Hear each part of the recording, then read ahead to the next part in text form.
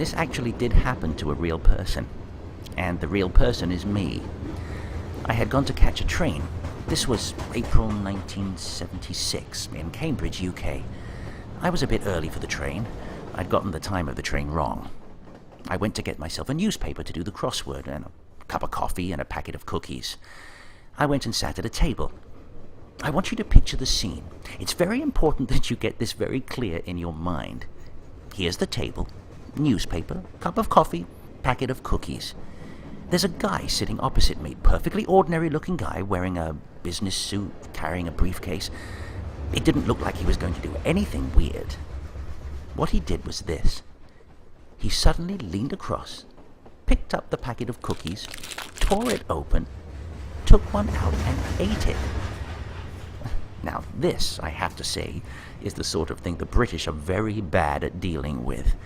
There's nothing in our background, upbringing or education that teaches you how to deal with someone who in broad daylight has just stolen your cookies. You know what would happen if it had been South Central Los Angeles. There very quickly would have been gunfire, helicopters coming in, CNN, you know. But in the end, well, I did what any red-blooded Englishman would do. I ignored it. And I stared at the newspaper, took a sip of my coffee, tried to do a clue in the newspaper, couldn't do anything, and thought, what am I going to do?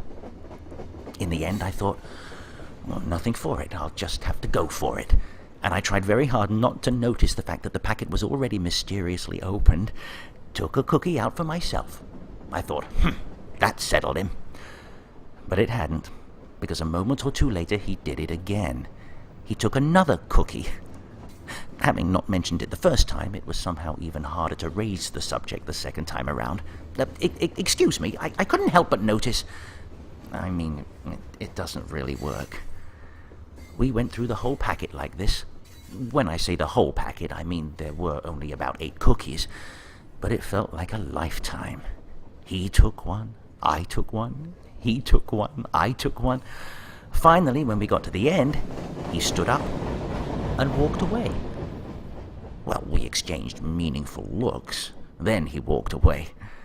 And I breathed a sigh of relief and sat back. A moment or two later, the train was coming, so I tossed back the rest of my coffee, stood up, picked up the newspaper, and underneath the newspaper were my cookies. The thing I particularly like about this story is the sensation that somewhere in England there has been wandering around for the last quarter century a perfectly ordinary guy who's had the same exact story, only he doesn't have the punchline.